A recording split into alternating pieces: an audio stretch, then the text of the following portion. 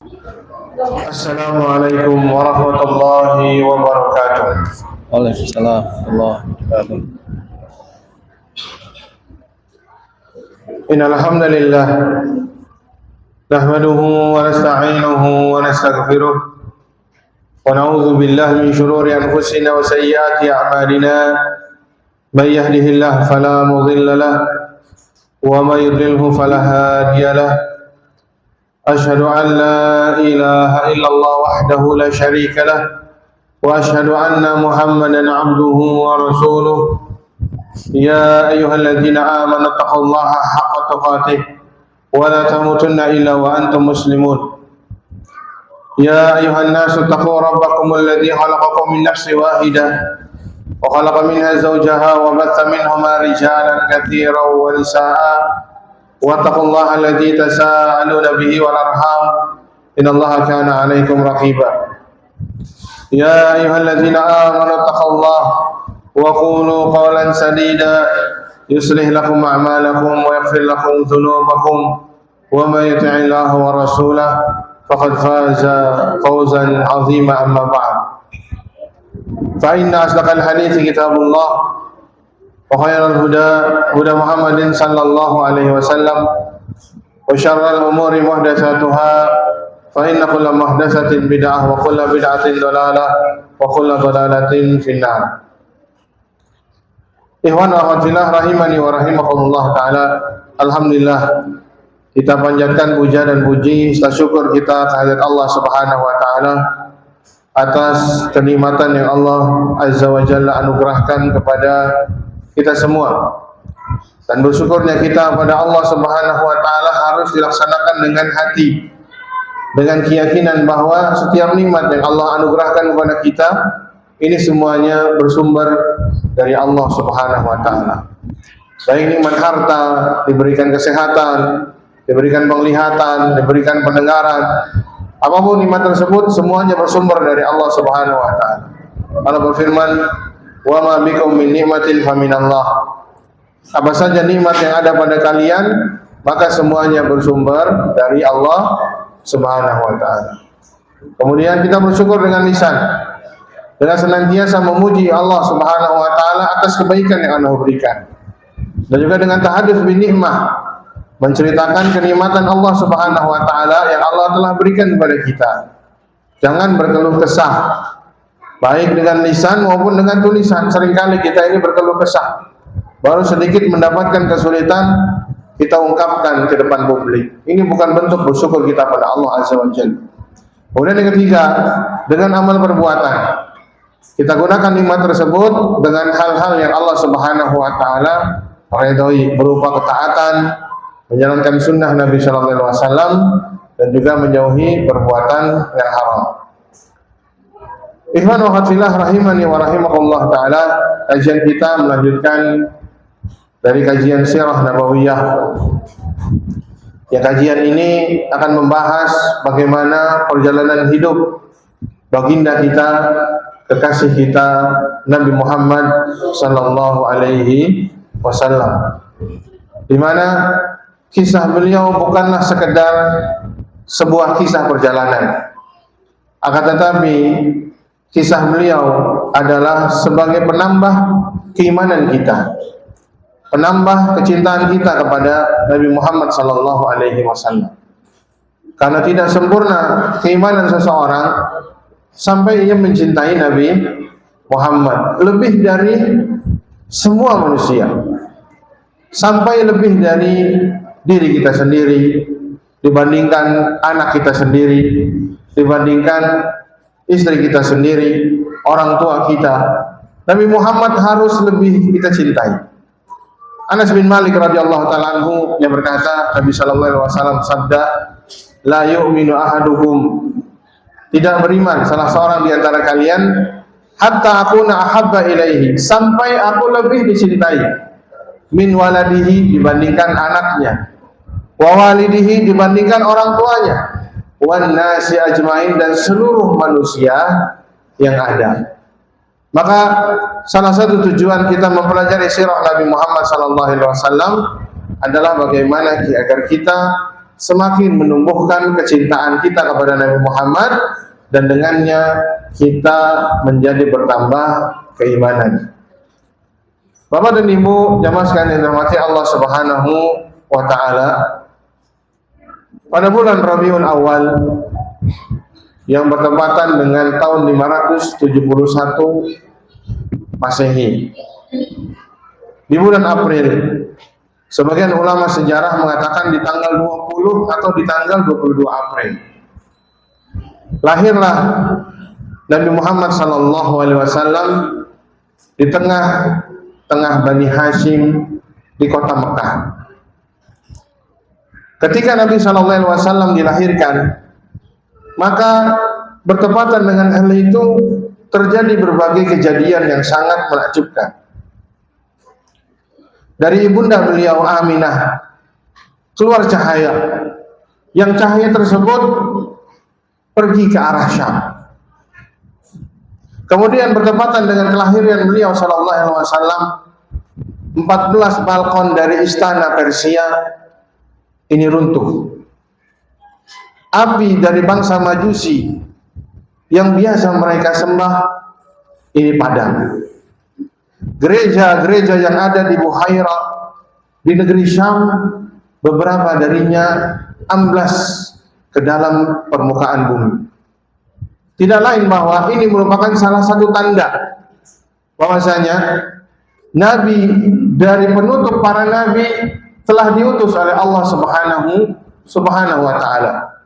Bahkan orang-orang Yahudi mereka saling berkata satu sama lainnya, tala'ah najmu Ahmad, telah terbit sebuah bintang, yang bintang tersebut bernama bintang Ahmad. Maksudnya Ahmad di sini adalah salah satu dari nama Nabi Muhammad sallallahu alaihi wasallam.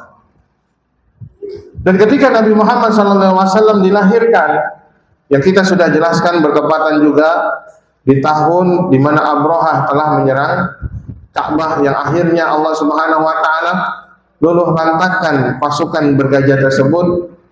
Lahirlah Nabi Muhammad sallallahu alaihi wasallam dalam keadaan yatim. Setelah melahirkan, maka ibunda beliau berikan kepada kakeknya. Siapa kakek Nabi Muhammad? Abdul Muttalib. Nama aslinya siapa? Masih ingat enggak? Saibah. Jangan lupa, ya, baru 2 pekan kemarin udah lupa ya. Yang nama aslinya adalah Saibah, tapi hampir orang tidak mengenal kecuali dengan panggilan Abdul Muttalib. Maka dibawalah Nabi Shallallahu Alaihi Wasallam oleh kakek beliau Abdul Muttalib di hadapan Ka'bah, dan beliau menamakan dengan sebuah nama, yang nama tersebut tidak pernah diberikan kepada seorang pun anak dari bangsa Arab ketika itu. Nama yang diberikan oleh Abdul Muttalib adalah Muhammad. Artinya adalah orang yang terpuji. Tentu beliau Abdul Muttalib menginginkan agar cucunya tersebut benar-benar menjadi orang yang terpuji. Dan benar saja, karena beliau sallallahu alaihi wasallam akan menjadi penutup dari para nabi dan rasul, menjadi rasul yang paling dicintai oleh Allah Subhanahu wa taala. Dan akhirnya Abdul Muttalib berdoa di depan Ka'bah agar Nabi Muhammad SAW diberikan keberkahan. Dan dalam sebuah riwayat, Nabi Muhammad SAW ini dikhitan atau disunat di hari ke-7 dari hari kelahiran. Para ulama sejarah ini berselisih karena ada beberapa riwayat yang sampai kepada kita. Ada yang mengatakan bahwa Nabi Muhammad SAW lahir dalam keadaan dikhitan. Tapi ada juga riwayat yang mengatakan bahwa Nabi Muhammad SAW dikhitan pada hari yang ke-7. Nah, ini ada persisian di antara para ulama. Dan mana saja yang benar, ya, maka ini perlu penelitian lebih lanjut dari para ulama sejarah tersebut. Dan selain ibunda beliau Aminah yang menyusui Nabi Muhammad SAW, maka wanita yang pertama kali menyusui Nabi setelah ibunya beliau adalah wanita yang bernama Suwaibah. Suwaibah adalah budak wanita milik dari paman beliau, Abu Lahab. yang setelah itu dimerdekakan. Kebetulan Suwaibah ini sedang menyusui anak, maka dia juga menyusui Nabi Muhammad sallallahu alaihi wasallam karena masih keluarga. Abu Lahab kan paman beliau dari bapak beliau sallallahu alaihi wasallam. Dan sebelumnya, setahun sebelumnya, yang disusui oleh Suwaibah adalah Hamzah bin Abdul Muttalib. Siapa Hamzah? Hamzah itu siapa? Paman Nabi sallallahu alaihi wasallam. Jadi paman Nabi ada yang umurnya itu nggak jauh berbeda dengan Nabi sallallahu alaihi wasallam, yaitu Sayyidina Hamzah bin Abdul Muttalib. Yang sebelumnya disusui oleh Suwaibah, kemudian setelahnya Nabi Muhammad sallallahu alaihi wasallam. Sehingga Nabi Muhammad dengan Hamzah, selain Hamzah ini adalah paman beliau, juga saudara sepersusuan. Makanya sangat dekat hubungan Nabi sallallahu alaihi wasallam dengan paman beliau Hamzah bin Abdul Muttalib radhiyallahu taala anhu. Di antara kebiasaan dari bangsa Arab ketika itu, setelah dilahirkan, maka anak-anak dari bangsa Arab akan disusukkan di daerah pedalaman. Pada tahun tersebut datanglah kabilah dari Bani Sa'ad bin Bakar ke kota Mekah. Karena Mekah ketika itu sudah menjadi ibu kota, sudah menjadi tempat orang bersinggah dan juga berniaga, tempat orang berziarah ke Baitullah. Datanglah orang-orang dari Bani Sa'ad bin Bakar. Orang-orang dari Bani Sa'ad bin Bakar tersebut yang berada jauh di dalam pedalaman, ini biasanya menjadi tenaga upah untuk menyusui anak-anak dari orang-orang Quraisy dan juga penduduk Mekah. Nanti mereka diupah. Biasanya menyusuinya tersebut selama 2 tahun. Karena memang hak anak itu untuk disusui selama berapa tahun? 2 tahun. Jangan kurang, ya. Jangan kurang dari 2 tahun agar disusui oleh ibunya atau disusui oleh orang lain. Akhirnya datanglah kabilah dari Bani Sa'ad bin Bakar tersebut. Dan di antara yang datang ke kota Mekah dari Bani Sa'ad adalah seorang wanita yang bernama Halimah bintu Abi Zu'aib As-Sa'diyah. Ya, kita kenal dengan Halimah As-Sa'diyah. Kenapa Halimah As-Sa'diyah? Karena Sa'ad itu adalah nama kabilahnya. Kabilahnya namanya kabilah Sa'ad bin Bakar. Bersama dengan suaminya yaitu Al-Haris bin Abdul Uzza. Dengan mengendarai keledai yang kurus dan unta betina juga yang sudah tua, yang sudah tidak lagi mengeluarkan air susu. Ya, ketika Halimah tersebut berkisah bahwa tahun tersebut adalah tahun yang gersang, tahun yang paceklik, susah untuk mendapatkan makanan. Setiap hari mereka berjalan dari kampung mereka Bani Sa'ad sampai ke kota Mekah, tidak satu malam pun mereka tertidur. Apa alasannya? Karena mereka tidak cukup makan.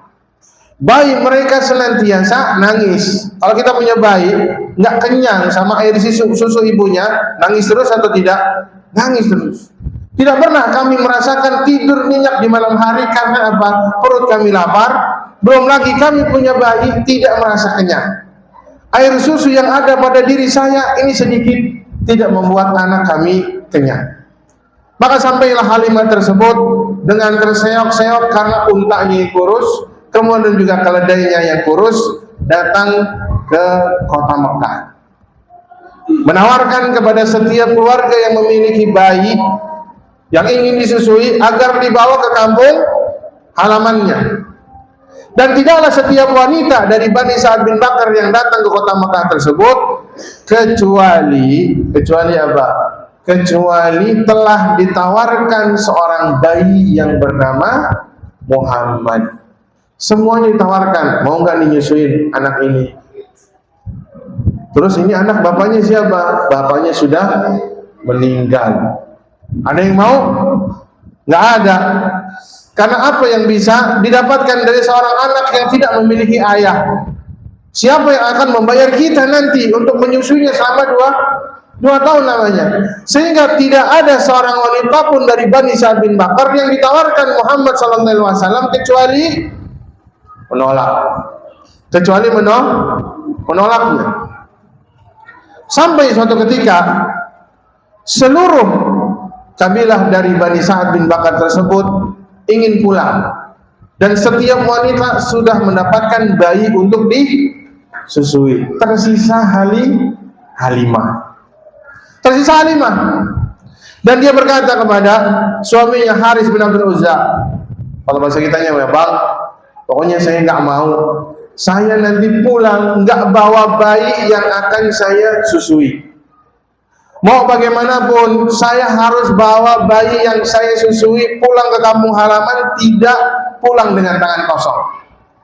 Carikan saya bayi yang bernama Muhammad. Carikan saya bayi yang yatim tersebut yang bernama Muhammad, biar saya akan menyusui beliau. Tidaklah usah kita mengharapkan harta dari ayahnya. Yang penting saya tidak mau kalau saya pulang ditanya sama teman-teman, apakah kamu mendapatkan bayi untuk disusui? Tidak ada. Maka berangkatlah mereka bertemu dengan keluarga Nabi Muhammad sallallahu alaihi wasallam untuk mengambil Nabi Muhammad sallallahu alaihi wasallam, dibawa ke kabilah Bani Sa'ad bin Bakar.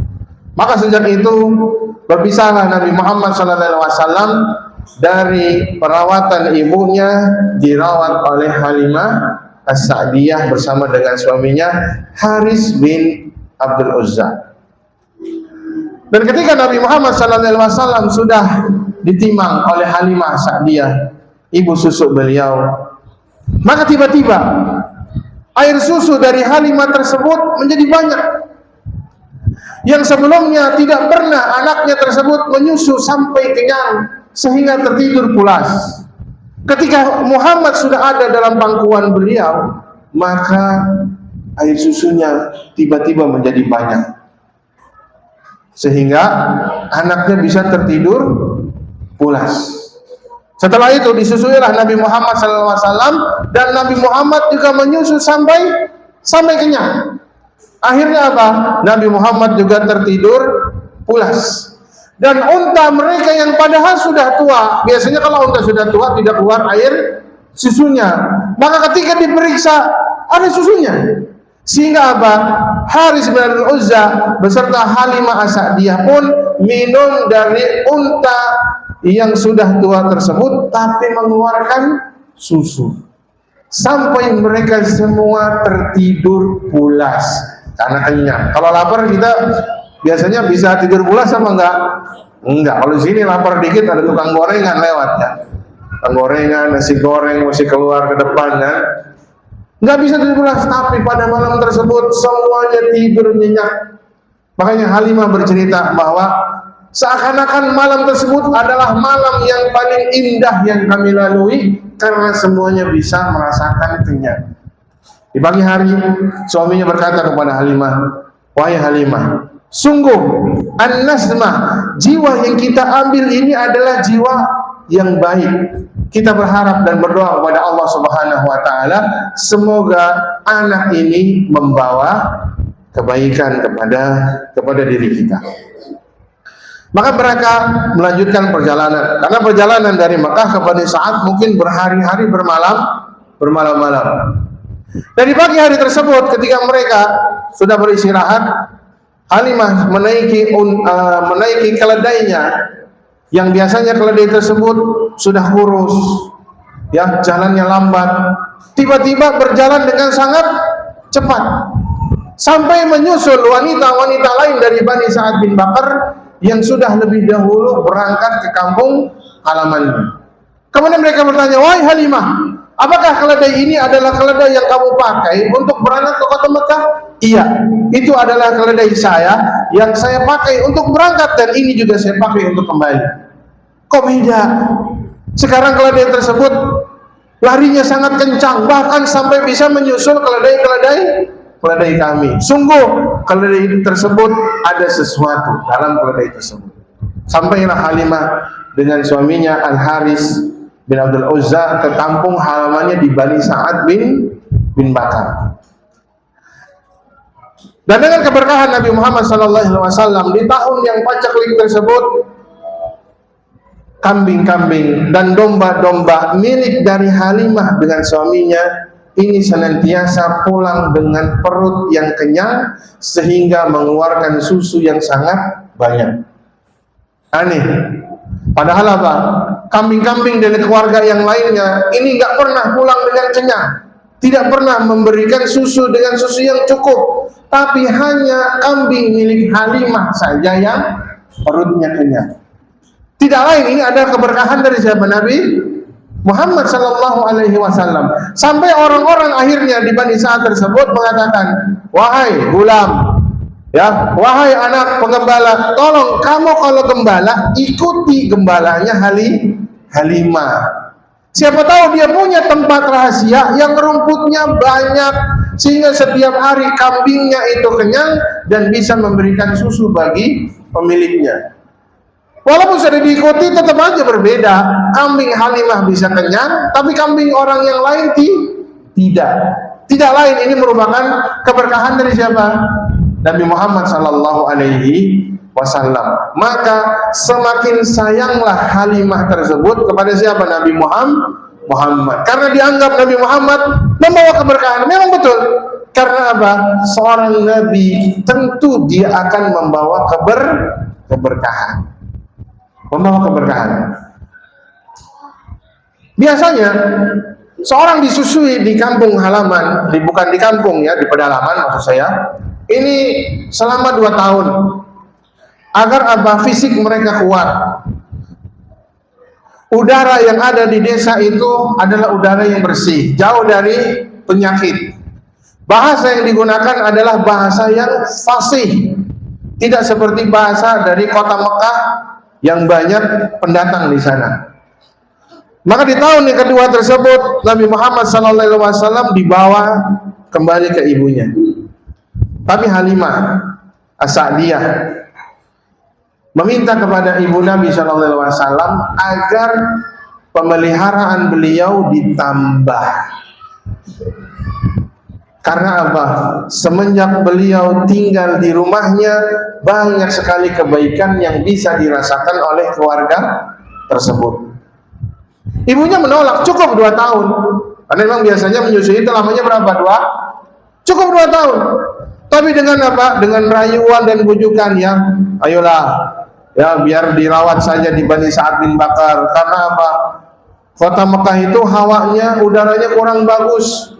Banyak penyakit sehingga tidak bagus untuk pertumbuhan seorang anak yang masih berusia sangat kecil. Sehingga dengan bujuk rayu dari Halimah tersebut, kembalilah Nabi Muhammad SAW dirawat oleh Halimah As-Sa'diyah, dibawa kembali ke Bani Sa'ad bin Bakar.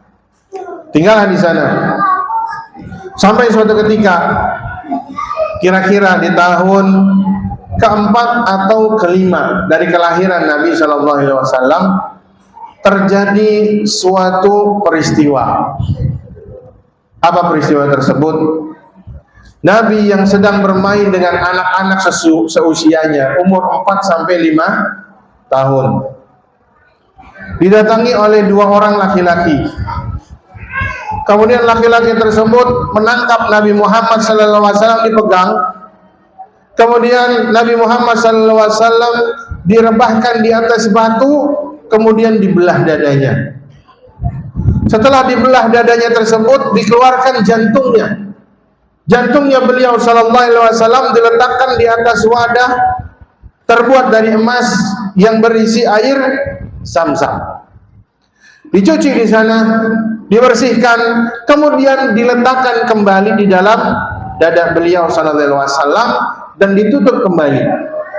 Dan ini disaksikan oleh teman-teman Nabi Muhammad seusianya. Kira-kira itu teman-temannya Nabi Muhammad pada takut apa enggak? Takut.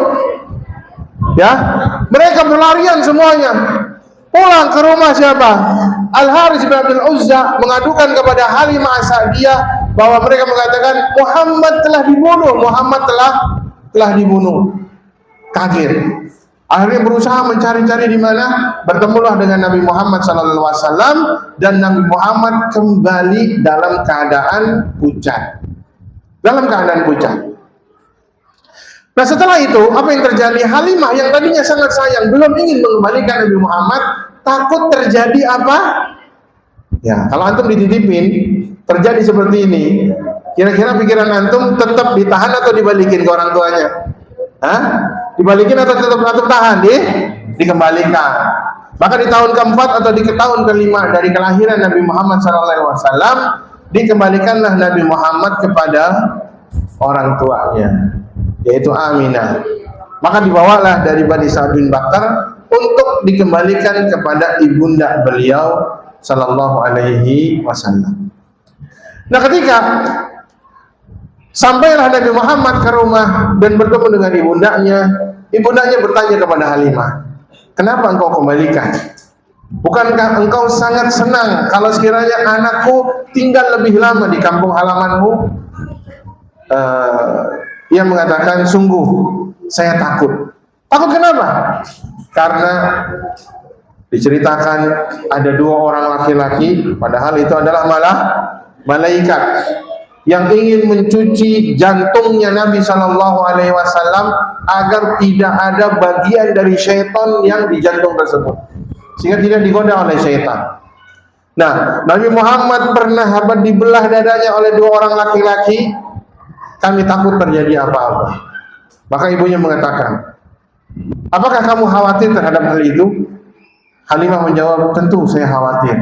Saya takut Muhammad terjadi apa-apa pada dirinya. Maka ibundanya mengatakan, demi Allah, tidak mungkin terjadi sesuatu yang mengkhawatirkan terhadap beliau. Tahukah kamu bahwa ketika Muhammad lahir, dari diri saya keluar cahaya, yang cahaya tersebut pergi ke arah Syam, yang menerangi negeri Syam yang jauh di sana. Demi Allah, sesungguhnya anak saya ini memiliki perkara yang sangat besar nanti dalam kehidupannya. Maka setelah itu, di tahun 4 atau kelima kenabian, Nabi Muhammad berada kembali dalam pengawasan dan juga pendidikan ibundanya Aminah. Pada tahun ke-6 dari kelahiran Nabi Muhammad SAW, jadi cuma 1 atau 2 tahun bersama Nabi Muhammad, ibunda beliau ini ingin pergi ke kota Yathrib yang sekarang dinamakan kota Madinah, karena ayah beliau Abdullah meninggal di sana. Maka berangkatlah untuk menziarahi kuburannya, menziarahi paman-pamannya, karena Abdul Muttalib ketika kecil ini adalah orang yang dirawat di kota Madinah dari keluarganya, dari Bani Najjar. Dan setelah beliau berziarah dan juga bersilaturahmi dengan keluarga dari paman-pamannya tersebut, maka Aminah kembali dengan membawa Nabi Muhammad, dan Abdul Muttalib ikut bersama ketika itu. Tapi ketika di suatu kampung yang bernama Abwa, Aminah jatuh sakit. Dan tidak lama dari sakitnya beliau meninggal. Kita bayangkan, beliau SAW belum pernah bertemu dengan ayahnya. Dari kecil dirawat oleh Halimah As-Sa'diyah. Kembali kepada ibunya, baru 1 atau 2 tahun sudah meninggal oleh ibunya. Betapa pedihnya rasa kesedihan beliau SAW, yang akhirnya harus merelakan kepergian dari ibunya. Makanya Nabi Muhammad SAW ketika diutus meminta kepada Allah Subhanahu Wa Taala, wahai Allah, bolehkah saya meminta ampun kepada ibu saya? Maka Allah Subhanahu Wa Taala mengatakan tidak boleh. Kenapa tidak boleh? Karena ibunda beliau belum masuk Islam. Lalu beliau SAW meminta izin pada Allah Subhanahu Wa Taala, bolehkah saya menziarahi kuburan beliau? Maka Allah Subhanahu Wa Taala mengizinkan. Jadi boleh ya, kalau kita berziarah kepada non muslim, ini hukumnya boleh, tapi yang tidak boleh adalah mendoakan mereka masuk ke dalam surga, karena mereka tidak masuk ke dalam agama Islam. Sangat sedihlah hati beliau sallallahu alaihi wasallam dengan kematian dari ibunda beliau. Maka dari kampung Abwa tersebut beliau pulang bersama kakek beliau Abdul Muttalib. Usia beliau yang baru 6 tahun. Dan di usia beliau yang baru 6 tahun tersebut, akhirnya siapa yang mengurus beliau sallallahu alaihi wasallam? Yang mengurus beliau adalah kakek beliau, yaitu Abdul Muttalib, yang sangat sayang kepada Nabi Muhammad sallallahu alaihi wasallam. Yang sangat sayang kepada Nabi Muhammad sallallahu alaihi wasallam. Sehingga Abdul Muttalib, ketika Abdul Muttalib tersebut memiliki kebiasaan beserta anak-anaknya. Abdul Muttalib punya kebiasaan bersama anak-anaknya. Selepas dari waktu zuhur, setelah matahari condong ke arah barat, sehingga ada bayangan dari Ka'bah, maka Abdul Muttalib tersebut duduk di bayangan Ka'bah. Kemudian duduk sekitarnya anak-anaknya. Dan Abdul Muttalib itu punya dipan, punya tempat duduk khusus yang tidak berani satu anaknya pun untuk duduk di tempat tersebut. Saking segernya sama Abdul Muttalib, nggak boleh ada orang pun yang duduk di tempat tersebut. Tapi Nabi Muhammad SAW yang umurnya masih kecil itu, namanya anak-anak main di mana? Di kursi, di tempat duduk yang biasa Abdul Muttalib itu untuk duduk. Maka paman-paman beliau berusaha untuk melarang, jangan duduk situ nak, jangan duduk situ nak, itu punya kakek, jangan duduk di situ.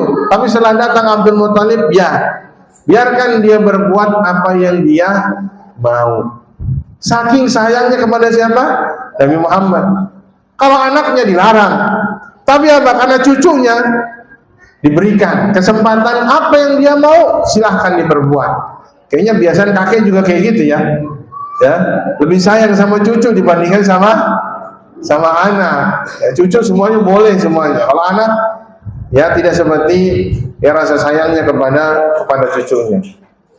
Hanya saja jamaah sekalian dirahmati Allah Subhanahu wa taala,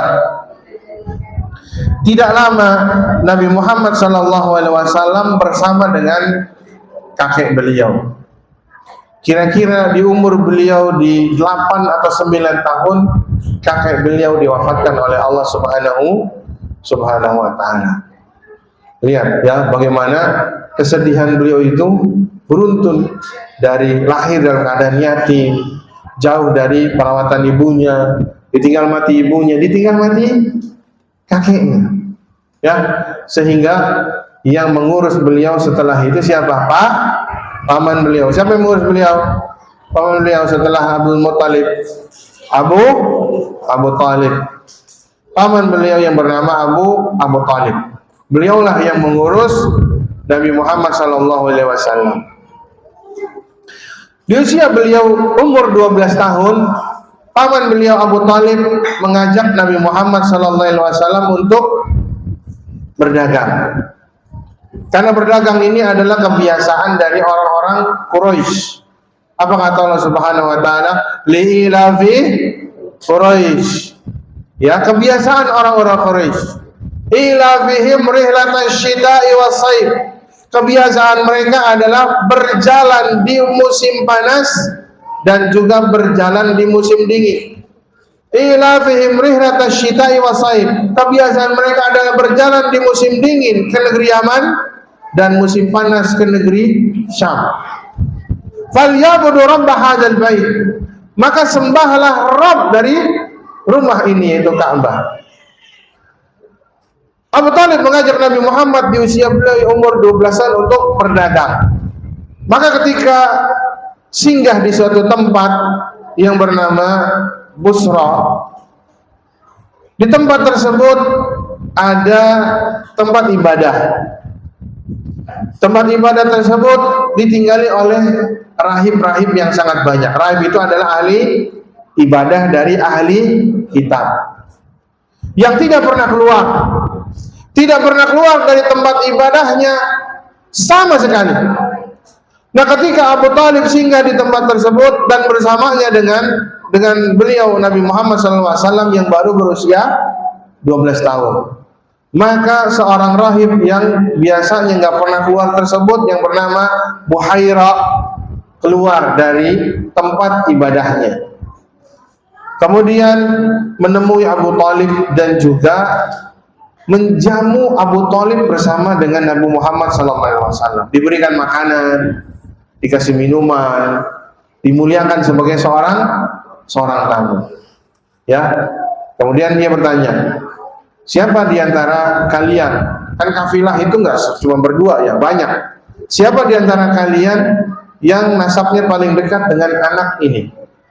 Maka Abu Talib mengatakan, saya adalah paman, saya adalah bapaknya. Abu Talib mengatakan, saya adalah bapaknya. Kata pendeta tersebut, kata rahib tersebut, ahli ibadah tersebut, tidak mungkin. Kamu itu bukan bapaknya. Anak ini lahir dalam keadaan yatim. Kamu bukan bapaknya. Kamu siapanya? Ya, saya adalah pamannya. Berarti ciri-ciri Nabi Muhammad lahir dalam keadaan yatim ada pada kitab mereka, jelas. Dan Buhaira tersebut senantiasa memeriksa tanda-tanda kenabian. Diperiksa ya, ini ada tanda-tanda kenabian. Apa? Ada stempel kenabian yang ada di antara punggung beliau di belakang. Seperti daging timbul yang bentuknya seperti apel. Ada di sana tulisannya Muhammad Rasulullah. Ada stempel kenabian di sana. Maka dicari-cari. Ada ternyata stempel kenabian tersebut. Kamu siapa? Saya bapaknya. Bukan. Anak ini lahir dalam keadaan yatim. Kamu siapanya? Saya adalah pamannya. Kamu bawa kemana anak ini? Saya akan bawa ke negeri Syam untuk mengajarkan dia berdagang. Kata rahib tersebut, bawa pulang. Ya, sungguh saya telah memperhatikan kafilah kalian dari kejauhan. Tidaklah kalian melewati bebatuan ataupun pepohonan kecuali batu tersebut dan pohon tersebut sujud kepada anak ini. Ya, dan tidaklah pohon dan bebatuan tersebut sujud kecuali kepada seorang nabi. Pulang. Saya khawatir anak ini masih kecil. Sekiranya orang-orang Yahudi tahu bahwa ini anak bakal diutus menjadi nabi terakhir dan bukan dari kabilah mereka, ras mereka, niscaya mereka akan berbuat sesuatu. Karena kebiasaan orang Yahudi membunuh para nabi. Nabi dari Bani Israel aja dibunuh sama mereka, apalagi dari selain Bani Israel. Mau pulang. Maka apa? Setelah diberikan nasihat seperti itu, pulanglah Abu Talib. Ya, bersama dengan Nabi Muhammad SAW, tidak jadi untuk berangkat ke negeri Syam. Tidak jadi ya berangkat ke negeri Syam, ya, karena apa? Khawatir terjadi apa-apa. Ya, berarti jamaah sekalian dirahmati Allah Subhanahu wa taala, ahlul kitab yang benar-benar mereka berpegang kepada kitab mereka sangat mengenal Nabi Muhammad sallallahu alaihi wasallam. Sangat mengenal Nabi Muhammad sallallahu alaihi wasallam. Dan ciri-cirinya itu sudah termaktub dalam kitab mereka. Ya, mereka bisa mengenali siapa Nabi Muhammad sebagai nabi akhir zaman. Ya, karena Nabi Muhammad SAW ketika berjalan senantiasa dinaungi oleh awan. Ini ciri-ciri seorang nabi. Dan kita tahu kisahnya Salman Al-Farisi. Tahu kan kisahnya Salman Al-Farisi? Yang Salman tersebut tinggal di Persia yang awalnya dia agamanya adalah Majusi. Ketika melihat orang-orang Yahudi melaksanakan ibadah, ia tertarik. Wahai ayahku, saya kayaknya tidak ser kalau nyembah api. Saya ingin beribadah sebagaimana mereka. sampai bertahun-tahun sampai jatuh dalam perbudakan, akhirnya bertemu dengan Nabi Muhammad SAW yang sudah diberitahukan ciri-cirinya. Salah satu cirinya adalah tidak memakan harta sedekah, tapi dia memakan harta hadiah. Kemudian Nabi jamaah sekalian dirahmati Allah Subhanahu wa taala, ini di usia Nabi sallallahu alaihi wasallam usia berapa? 12 tahun. Di usia Nabi Muhammad sallallahu alaihi wasallam 15 tahun ada kejadian besar yang Nabi sallallahu alaihi wasallam ceritakan kepada para sahabatnya radhiyallahu taala anhu. Yang pertama kejadian tersebut adalah Ma'rakatul Fijar, atau dikenal dengan Harbul Fijar. Harb itu artinya perang, Fijar artinya pecah. Kenapa dinamakan dengan Harbul Fijar? Karena perang tersebut ada di bulan haram. Perang tersebut ada di bulan haram. Di mana bulan haram bagi bangsa Arab, mereka mengharamkan untuk berperang. Tapi perang tersebut justru dilaksanakan di bulan-bulan haram. Jadi di bulan haram. Di mana Nabi SAW ikut berperang dengan orang-orang Quraisy bersama dengan Kinana. Quraisy sekutu dengan Kinana berperang melawan Qais Ailan. Gara-garanya karena apa? Ada seorang dari Qais Ailan yang terbunuh oleh seseorang dari Kinana. Sehingga kabilah Qais Ailan menuntut balas, dan Kinana bersekutu dengan Quraisy. Akhirnya terjadi peperangan besar antara mereka beberapa hari. Dan Nabi Muhammad SAW di sana ikut dalam perang tersebut. Usianya berapa? 15 tahun. Dan dia menceritakan bahwa saya membantu paman-paman saya untuk menyediakan anak panah. Dan akhirnya terjadi kesepakatan perdamaian. Ini juga dihadiri oleh Nabi SAW. Jadi para pembesar tersebut akhirnya apa? Mereka bersepakat menghentikan peperangan. Dengan cara apa? Udah kita hitung. Yang terbunuh dari Qais Ailan berapa? Yang terbunuh dari Kinanah dan Quraisy berapa? Dihitung. Kalau ada selisih maka dibayar dengan nah, agar tidak terjadi peperangan yang berdarah-darah yang dilaksanakan di bulan haram.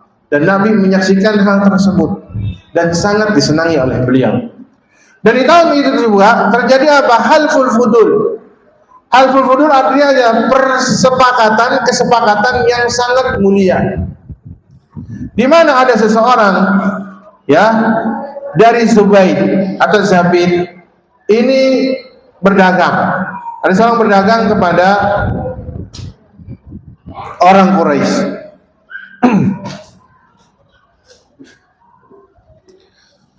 Ya, yang bernama Al-As bin Wa'il. Ia sudah berikan barang sama Al-As bin Wa'il, tinggal nunggu pembayaran.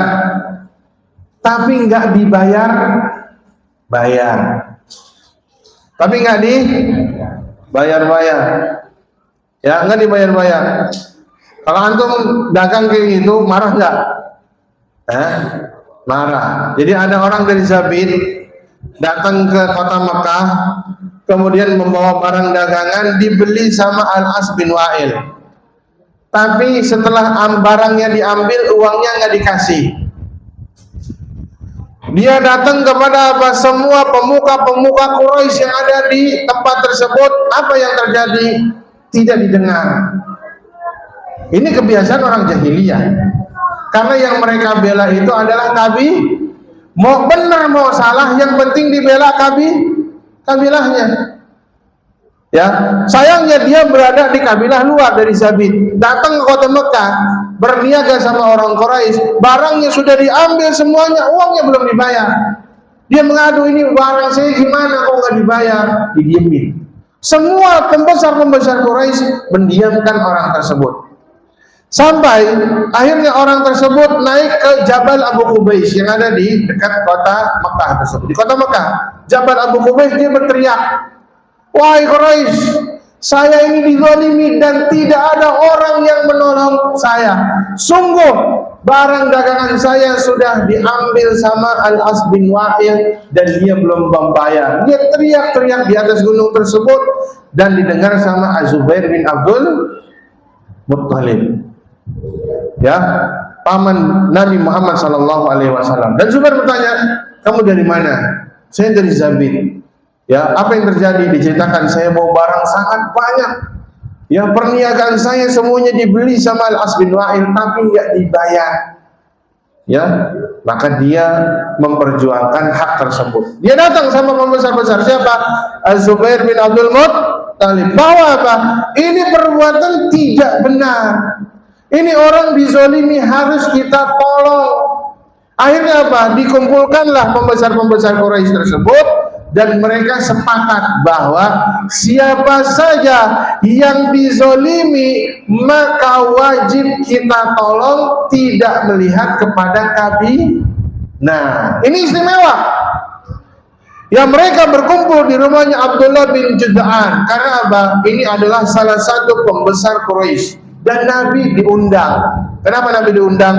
Karena memang Nabi sudah dikenal memiliki akhlak yang baik. Sudah dikenal dengan Al-Amin, orang yang amanah. Diundang dalam Halful Fudul tersebut di rumahnya Abdullah bin Jud'an.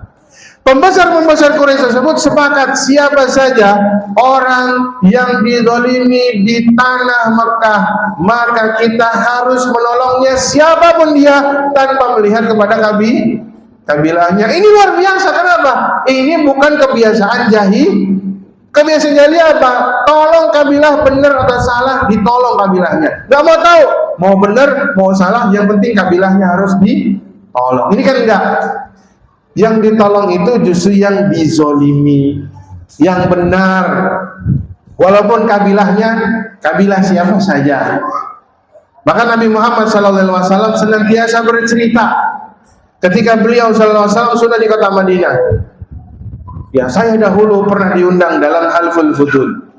Sekiranya saya diundang setelah saya sudah Islam, sudah zaman Islam, niscaya saya akan datang. Ia mengatakan bagaimana? Syahidtu fi dari Abdullah ibn Jud'an hilfan.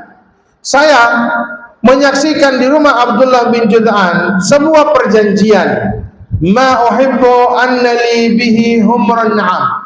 Saya nggak mau gantikan kalau sekiranya digantikan dengan unta yang berwarna merah. Kalau misalnya ditukar ini unta merah, ini undangan untuk menghadiri Halful Fudul. Mau pilih yang mana? Ganti aja ya sama unta merah. Nabi katakan nggak mau. Ya, lau ud'a bihi fil islami la ajabtu. Kalau sekiranya saya diundang ketika sudah zaman Islam, niscaya saya akan mendatanginya. Niscaya saya akan mendatanginya. Nah, ini di tahun sekitar tahun ke-15 dari kelahiran Nabi Muhammad SAW. Kemudian jemaah sekalian dirahmati Allah Subhanahu wa taala, apa yang Nabi SAW kerjakan di masa muda beliau? Maka yang dikerjakan oleh Nabi SAW sebagai penghasilan beliau adalah mengembala kambing sebelum menjadi pedagang. Mengembala kambing sebelum menjadi pedagang. Karena memang seluruh Nabi yang Allah utus semuanya pernah mengembala kambing. Ya, semuanya pernah mengembala kambing. Nabi mengatakan, "Ma ba'atsallahu nabiyyan illa ra'al ghanam." Tidaklah Allah utus seorang nabi pun kecuali pasti akan mengembala kambing. Yang hikmahnya banyak. Dengan mengembala kambing tersebut akan timbul kasih sayang. Kenapa yang disebut kambing bukan kerbau, bukan sapi, bukan unta? Karena apa? Yang butuh pengurusan ekstra itu kambing dibandingkan unta. Karena kambing ini sering bercerai-berai. Sangat mirip dengan manusia. Harus diatur, misah diatur. Dan dibandingkan dengan unta dan sapi, yang paling lemah itu apa kan? Kambing, sehingga harus dijaga. Harus dijaga, jangan sampai binasa. jangan sampai dimakan serigala. Sehingga apa? Jiwa beliau sallallahu alaihi wasallam sudah terbiasa ngangon kambing. Sehingga apa? Ketika diutus menjadi nabi dan rasul, punya sifat-sifat yang baik untuk memimpin umat. Dibayar dengan apa? Dengan beberapa dirham, uang perak. Dan setelah itu beliau sallallahu alaihi wasallam ini mulai berniaga dan juga mulai berdagang. Nah, di usia beliau sallallahu alaihi wasallam 25 tahun beliau ditawarkan oleh wanita yang sangat ternama ketika itu yang bernama Khadijah bintu Khuwailid untuk memperdagangkan hartanya. Jadi dengan cara apa? Bagi hasil, ya, modalnya dari Khadijah kemudian didagangkan oleh Nabi Muhammad sallallahu alaihi wasallam dan kemudian dapat untung bagi hasil. Karena sudah masyhur amanahnya Nabi Muhammad sallallahu alaihi wasallam dalam berdagang, maka diberikanlah harta yang sangat besar yang belum pernah Khadijah berikan harta tersebut kepada para pedagang lainnya. Diberikan kepada siapa? Nabi Muhammad sallallahu alaihi wasallam. Dan diutus bersama Nabi Muhammad seorang budak pembantu dari Khadijah yang bernama Maisarah. Maisarah itu laki-laki atau perempuan? Laki-laki atau perempuan? Laki-laki. Ya, kalau di sini Maisarah apa perempuan? Ya, jadi perempuan nama Maisarah ya. Jadi Maisarah itu nama laki-laki. Jadi gulam itu adalah masih muda ya, pembantunya Khadijah, diutus bersama Nabi Muhammad untuk berdagang. Nah, ketika di perjalanan tersebut dilihatlah bagaimana akhlaknya Nabi Muhammad. Bahkan dilihat bagaimana ada ciri-ciri kenabian, maka diceritakanlah kepada Khadijah. Bahkan setelah pulang untung yang sangat besar dari perniagaan tersebut. Maka Maisarah mengatakan, sungguh ini adalah orang yang sangat baik. Maka dengan cerita dari Maisarah tersebut, Khadijah berkeinginan untuk menikahi Nabi Muhammad sallallahu alaihi wasallam dengan mengirimkan sahabatnya yaitu Nafisah binti Munayyah untuk berbicara kepada Nabi. Khadijah ingin nikah dengan beliau. Maka tawaran tersebut diterima oleh Nabi Muhammad sallallahu alaihi wasallam di usia beliau yang ke-25 dari kelahiran beliau. Dan Khadijah ketika itu riwayat yang sahih usianya 28, bukan 40 tahun. Ini 28 karena apa? Setelah itu punya anak yang sangat banyak. Semua anak Nabi Muhammad, Al-Qasim, Al-Tahir, ya, Al-Tayyib, semuanya dari siapa? Dari Khadijah, Ruqayyah, Ummu Kulsum, Fatimah, semuanya dari Khadijah. Masih muda dan sangat beliau sallallahu alaihi wasallam sayang, kecuali satu anak dari Maria yaitu Ibrahim, dan semua anak laki-laki beliau sallallahu alaihi wasallam meninggal ya di waktu masih kecil. Sedangkan ya anak-anak perempuan beliau ini sudah sampai usia dewasa dan semuanya juga meninggal sebelum Nabi Muhammad SAW, kecuali satu itu Fatimah yang meninggal setelah Nabi Muhammad SAW tidak lama. Yang meninggal tidak lama. Wallahu taala alam bisawab. Ya, sudah cukup apa yang kita bahas pada malam hari ini tentang kelahiran Nabi Muhammad SAW sampai beliau sallallahu alaihi wasallam menikah dengan Khadijah binti Khuwailid ya radhiyallahu taala anha. Mudah-mudahan apa yang kita bahas pada malam hari ini bisa berfaedah bagi kita semua, dan semoga di waktu-waktu yang akan datang kita juga masih diberikan umur yang panjang dalam ketaatan pada Allah Subhanahu wa taala, sehingga masih kita bisa membahas ya tentang sirah beliau ya sallallahu alaihi wasallam. Ya, insyaallah di pertemuan berikutnya adalah renovasi Ka'bah dan juga awal beliau sallallahu alaihi wasallam diberikan wahyu. Awal beliau sallallahu alaihi wasallam diberikan wahyu oleh Allah Subhanahu wa taala. Nah. Terus ada pertanyaan, apa bedanya sedekah dengan hadiah? Sedekah itu adalah harta yang dikeluarkan kepada golongan tertentu yang Allah Subhanahu wa taala sudah tetapkan. Seperti apa? Fakir, miskin, dan orang-orang yang membutuhkan. Jadi yang menetapkan mendapatkan hak sedekah itu adalah Allah Subhanahu wa taala, yang tujuannya adalah membersihkan harta. Ada sedekah yang wajib dinamakan zakat. Ada sedekah yang sifatnya sunnah. Tujuannya membersihkan harta. Kemudian asnaf golongan yang diberikannya tersebut ini ditentukan oleh Allah Subhanahu wa taala. Kalau zakat fitri buat fakir miskin. Kalau zakat mal buat fakir miskin, hamba sahaya yang ingin dimerdekakan, kemudian orang yang berjihad di jalan Allah, kemudian amil, ya petugas penarik zakat, dan yang seterusnya sampai 8 golongan. Ini berapa pertanyaan? Jadi Terserah lu. Jangan. yang menentukan penerima dari sedekah itu adalah Allah Subhanahu wa taala dengan tujuan membersihkan harta. Adapun hadiah adalah harta yang diberikan kepada orang yang diinginkan oleh pemberi hadiah tersebut. Untuk apa? Untuk menjaga ukhuwah misalnya.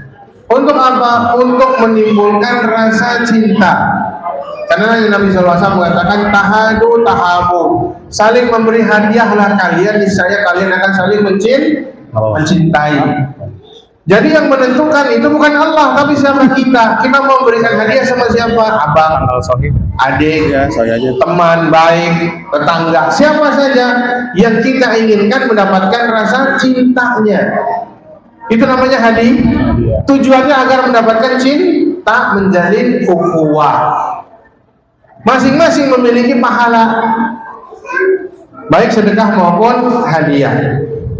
Terus kenapa Nabi Shallallahu Alaihi Wasallam tidak mau, atau bukan tidak mau ya, tidak boleh memakan harta sedekah? Karena sedekah itu ausahu bani Adam, kotoran dari hartanya anak Adam atau manusia, dan ini nggak boleh bagi Nabi. Bahkan bukan pakai Nabi saja, tapi tidak boleh buat Ahlul Bait. Kemarin kita sudah sebutkan Ahlul Bait itu siapa? Banu Hashim sama Banu Muttalib.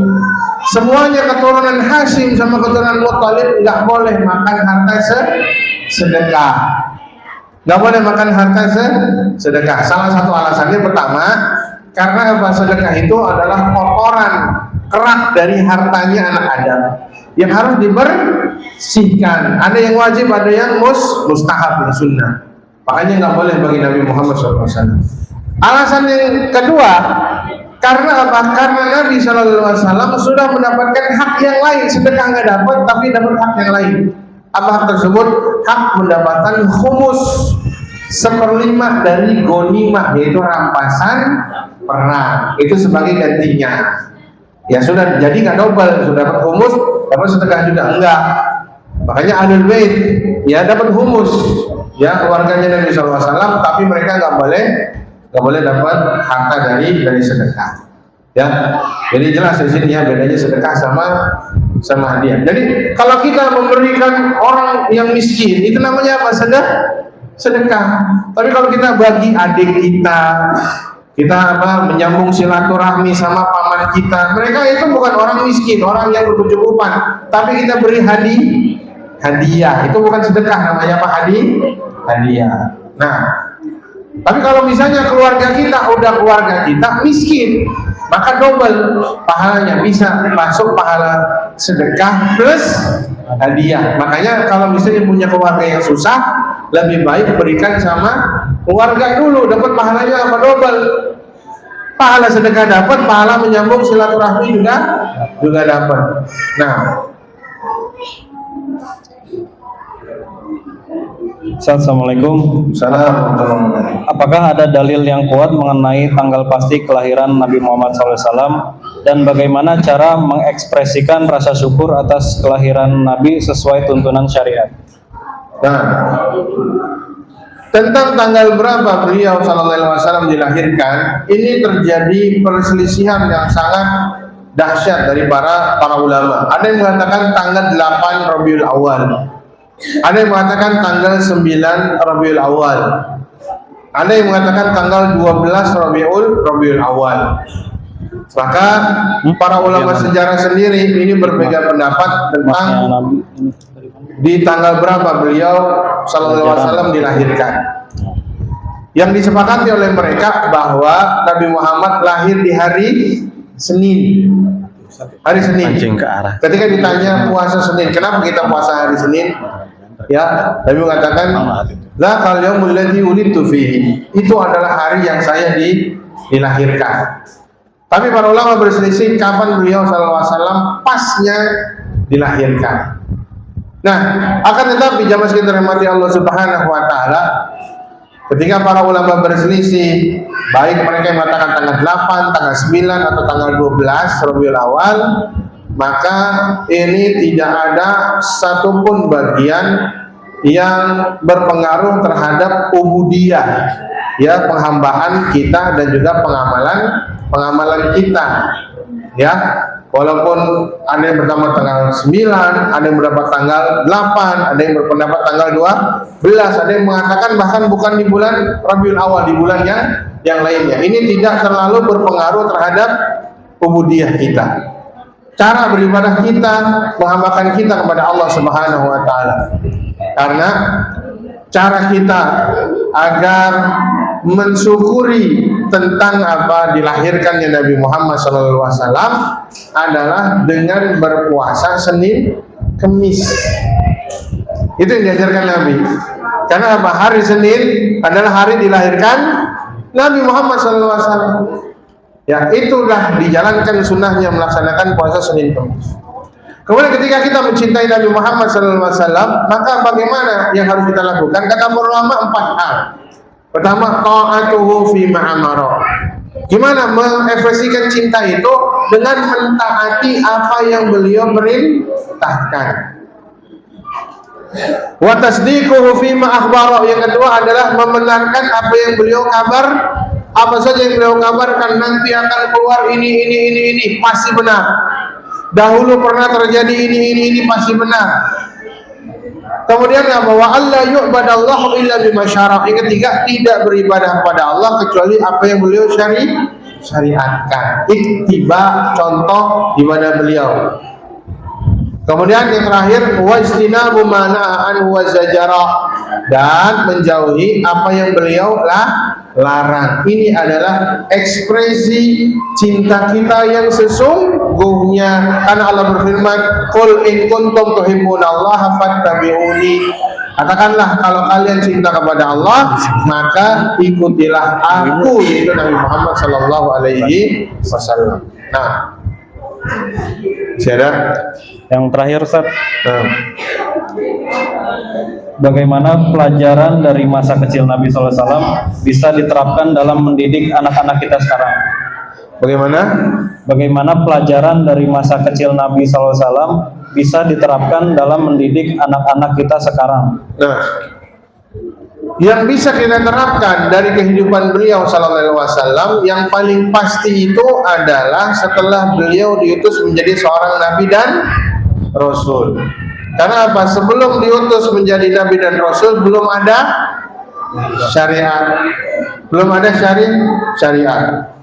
Ada hal-hal yang bisa kita ambil sebagai pelajaran, sebagai akhlak yang mulia secara umum. Adapun bentuk tarbiyah Islamiyah itu ada setelah Nabi diutus menjadi seorang Nabi dan juga Rasul. Sebelumnya apakah sudah menjadi syariat? Jawabannya belum, karena belum diutus menjadi Nabi dan Rasul. Kapan yang kita diperintahkan untuk mencontoh beliau? Setelah diutus menjadi seorang Nabi dan seorang Rasul. Memang betul bahwa Nabi SAW sudah menjelaskan tentang tarbiyah dengan sebaik-baiknya. Nah, kalau sekiranya ya ibu ingin mendapatkan materi yang lebih baik, ini mungkin 2 kali sesi kajian ya tentang pembahasan bagaimana metode Nabi SAW dalam mendidik generasi yang masih kecil. Apa saja cara mendidik Nabi Muhammad SAW? Ya mudah-mudahan di lain kesempatan kita akan bahas ya kajian tematik tentang masalah mendidik anak. Bismillah taala insyaallah. Baik, cukup ya. Dan mudah-mudahan jamaah sekalian yang dirahmati Allah Subhanahu wa taala, dengan berakhirnya sesi tanya jawab ini, maka berakhir pula sesi ketiga ya dari kajian sirah nabawiyah kita yang membahas tentang perjalanan hidup Nabi Muhammad sallallahu alaihi wasallam. Mudah-mudahan Allah Subhanahu wa taala memberkahi, yang benar datangnya dari Allah, yang salah dari diri saya dan dari syaitan yang terkutuk. Semoga apa yang sudah dibahas bisa menambah keimanan kita, menambah amal saleh kita, menambah kecintaan kita kepada Allah Subhanahu wa taala. Semoga Allah Subhanahu wa taala memberikan kita hidayah dan taufik agar kita bisa melaksanakan sunnah Nabi Muhammad sallallahu alaihi wasallam, menjaga keimanan kita dan mewafatkan kita sampai kita husnul khatimah dan dimasukkannya surga Allah Subhanahu wa taala. Amin. Amin ya rabbal alamin. Wa sallallahu ala nabiyina Muhammad wa alihi wasallam. Subhanakallahumma wa bihamdika asyhadu an la ilaha illa anta astaghfiruka wa atubu ilaik. Assalamualaikum warahmatullahi wabarakatuh.